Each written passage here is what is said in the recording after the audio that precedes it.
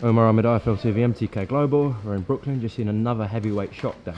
Yeah. Thoughts? Kanaki get stopped in 4. Surprises anybody. I mean, I thought he had Helenius pretty much out of there in the third round. You know, I thought Helenius looked about done. He was taking huge punishment last half of that round. Looked terrible body language. Just looked like he was out of there. And you know, credit to him. He came back. Kaneki got caught, and now it's boxing. It's heavyweight boxing. We've seen Ortiz lose in November, Wilder, obviously just recently Ruiz in December, Kanaki now. Not been great times for PBC in terms of heavyweight division. Oh, I mean, look, that's the sport. I mean, everything goes in cycles. I mean, one day you're up, one day you're down. I mean, I didn't even think about that, to tell you the truth.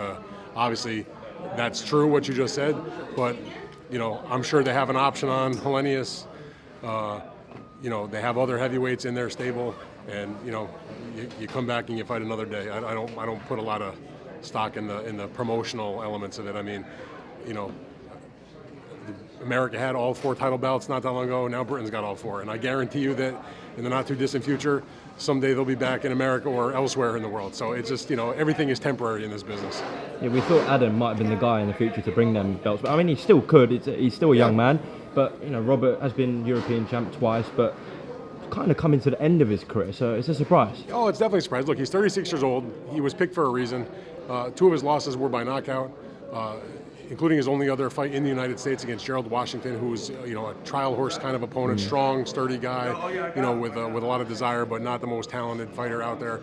You know, he's been stopped in the past also, and he looked really good against Robert Helenius and stopped him. And I think that kind of performance did not concern, you know, because when they saw that the PBC people or the Adam Konaki's team, they really didn't think too much of it and thought, you know, that's an okay opponent. And he was rated in the WBA, which was part of the deal to get the eliminator tag on it. And look, it's boxing, man. Upsets make the world go around. We didn't think that Ruiz was going to knock out Anthony Joshua, and he did. And you know, even if you thought Tyson Fury was going to beat Deontay Wilder a few weeks ago, I don't think anybody's prediction was he was going to walk to him and just beat the crap out of him for 6 rounds and stop him. You know what I mean? For 7 rounds. I think they were kind of building towards an Andy Ruiz-Adam Kownacki fight, which looks kind of dead for now at the moment. Who does Andy actually fight in this division now? Oh, I think Andy's going to have opportunities. I mean, first of all, I don't know if I would say a Kownacki fight is definitely out of the question. I mean, it's possible, I suppose. But no, in terms of Andy Ruiz, I mean, they'll look around at the landscape and they can. I mean, he's still going to be an attractive opponent for anybody, and he still can, you know, because he is a former title holder in a big upset not that long ago. You know, he'll still be a guy that is going to want to be seen by some people, and there'll be opportunities for him. I mean, just because Kownacki lost, I wasn't convinced that fight was definitely happening anyway. So, you know, he'll come back in the summer and they'll find an opponent for him. I guarantee you there's a heavyweight out there that will raise his hand and take a nice paycheck to fight Andy Ruiz this summertime. The world's still talking about Fury's performance against Wilder. They're also talking about some of Wilder's comments since the fight. What did you make first of the costume excuse? I mean, I guess it's plausible. I actually saw a story that one of our guys wrote on ESPN about that it is possible that something that heavy could have taken some of his legs away or taken his energy away. But if he believes it, what am I going to argue with him? I mean, you know, it sounds like a kind of a weak excuse, but, you know, it could be true, I guess. My suggestion would be, you know, why are you wearing a 40-pound costume before a big fight? I mean, he said to me in an interview that he had worn it for 10 or 15 minutes in the dressing room ahead of time.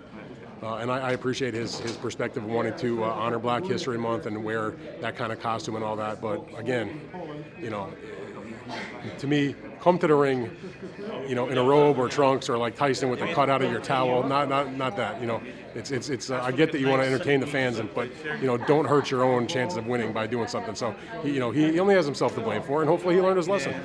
And secondly, about Mark Breland, they said they're reviewing his position. I'm not sure what's happened since he made those comments. Well, Deontay actually came out a little while after that in a statement that was sent to some members of the media, myself included, where he said that after giving its thought, he was not going to let go of Mark Breland, that Mark Breland was going to remain part of his corner. So that's what he said. And I guess, you know, unless Mark has a change of heart, that's what will be the case when they go and get ready for the 3rd fight this summer. Was he right to throw the towel in, Dan? Sorry? Was he right to throw the towel in?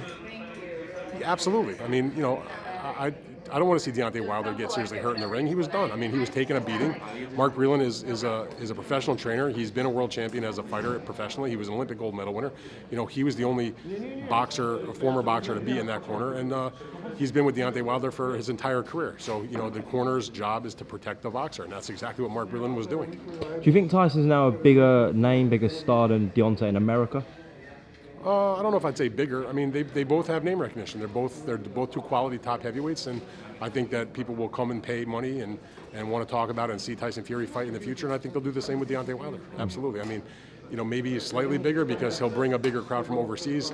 They're both star fighters, and that's one of the reasons why the matchup was so attractive. There was so much promotion, so much publicity, because it wasn't a one-sided fight going into the fight. It was a fight where both guys had their camps and fans supporting their chances to win, had massive promotion by both ESPN and Fox, and it just was one of the best matchups you can make in the sport. Two undefeated heavyweights battling out for the title.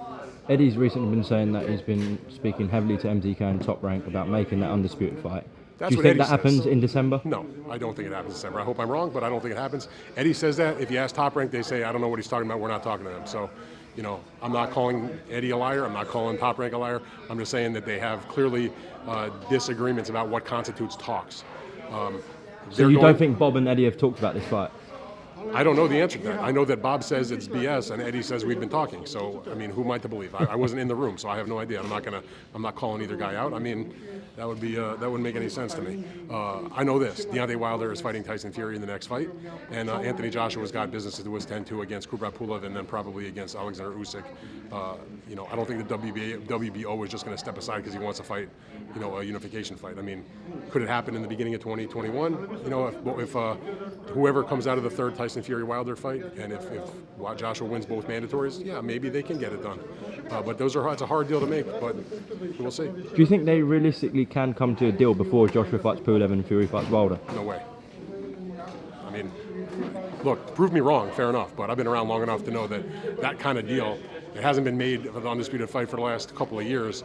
I have no reason to believe that with both guys with multiple fights on deck that it's going to suddenly happen, particularly and this is what gives me pause about it, where are you going to have the fight? You don't know if it's going to be Wilder coming out of the third fight. You don't know if it's going to be Fury coming out of the third fight. So possibly it would be in the UK, maybe it would be in America. And on top of that, you have the TV arrangements. One is with an outlet that is pro pay-per-view, that's a big part of their programming plan. The other is on DAZN, whose entire reason for existence is to abolish pay-per-view. So they'd have to kind of figure that out. I'm not saying it's impossible, but it's more complicated than Fox teaming up with ESPN to do a joint pay-per-view. It's a very difficult deal to make. And obviously the Sky and BT issues there Sure, as well. Of course.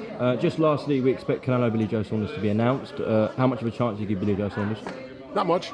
I mean, look, Billy's a good fighter. He's got good skills. He was an Olympian. He's undefeated.